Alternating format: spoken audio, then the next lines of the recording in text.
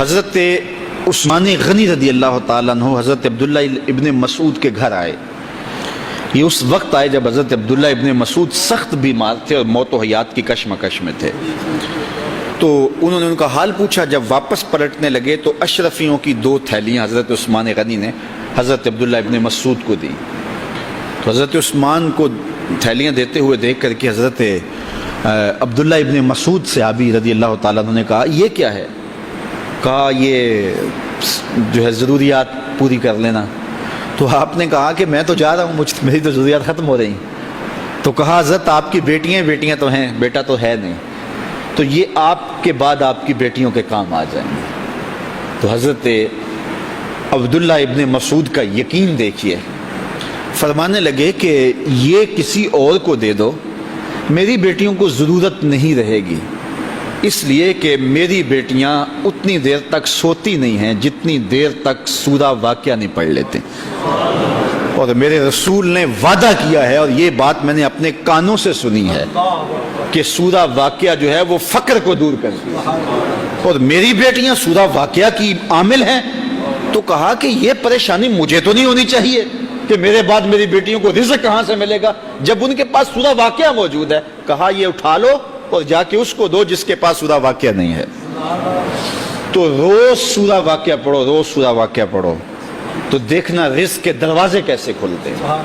میں جب بھی گیا ہوں, اور اب بھی, کیونکہ میرے تو اتنے اخراجات نہیں, سادہ سی زندگی ہے, لیکن جامعہ کے حوالے سے ایک مسئلہ ہے, تو جب کبھی ایسا ہوتا ہے تو میں بچوں کو بٹھا کہتا ہوں سورہ واقعہ پڑھو, اور خود سورہ واقعہ پھر معمول بنا لیتا ہوں. تو پھر اللہ ایسی جانب سے رزق دے دیتا ہے کہ پتہ بھی نہیں ہوتا. تو سورہ واقعہ معمول رکھو. آخری بات, اور وہ حضرت سہل بن سعد الساعدی رضی اللہ تعالی عنہ کی مرویات سے ہے. شکا رجل الی رسول اللہ دیک المعیشۃ والفقر. ایک شخص حضور کی خدمت میں حاضر ہوا, کہا حضور تنگ دست بڑا ہوں, کثیر العیال ہوں, بچے زیادہ ہیں, ذرائع آمدنی تھوڑے ہیں, میرے لیے کوئی نسخہ ارشاد فرمائیے. تو آقا کریم نے اس کو کیا نسخہ دیا؟ یہ سب سے آسان نسخہ, اذا دخلت الدار فسلم علیہ. جب گھر جائے تو گھر والوں کو السلام علیکم کہا کرو. جو ہی گھر میں داخل ہو السلام علیکم, اور اس کے بعد ایک مرتبہ سورہ اخلاص پڑھ دیا کرو, قل هو اللہ احد. یہ عمل شروع کر دو.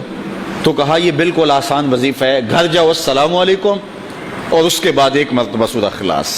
اس عمل کو نہ چھوڑنا, بلکہ فرمایا کبھی ایسا ہو تو گھر جائے تو گھر میں کوئی بھی موجود نہ ہو, تو کہا عمل کو پھر بھی نہیں چھوڑنا. فسلم علیہ, کہا تو مجھے سلام کہہ دینا.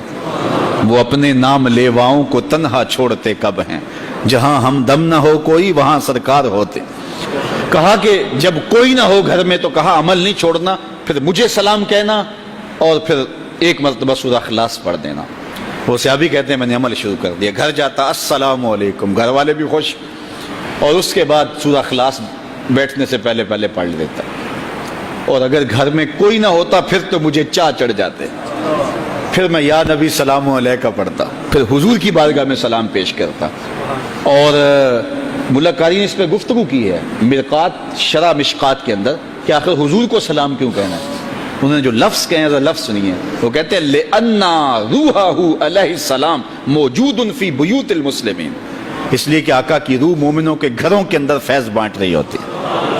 تو کہا پھر مجھے سلام کہہ دینا. وہ کہتے ہیں میں جاتا اور حضور کو سلام کہہ دیتا, اور اس کے بعد سورہ فاتحہ سورہ اخلاص پڑھ دیتا. پھر ہوا کیا, اللہ اکبر. ہمارے استاد کہتے تھے اگر کسی کے اندر حسد ہوگا تو وہ یہ عمل نہیں کر سکتا, حسد نہیں ہے تو وہ عمل شروع آج ہی کر دے. وہ کہتے ہیں حتی افاد اللہ جیرانہ, اس عمل کی برکت سے میں نے تو امیر ہونا ہی ہونا تھا, میرے ہمسائے بھی امیر ہو گئے.